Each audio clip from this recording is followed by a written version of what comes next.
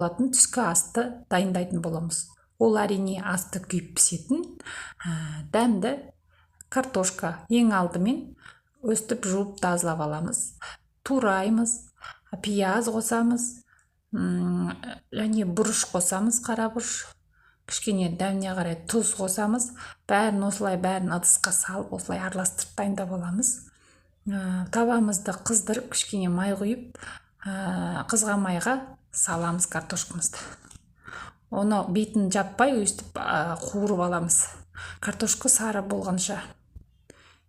Кейіннен бетін жауып, бір 10 минуттай бұқтырып аламыз, қайтадан қуырамыз. Тағы да бетін ашып, тағы да қуырып аламыз. Асты кішкене жабысып, күйіп, дәмді пісетін болады. Тағы да бетін ашып,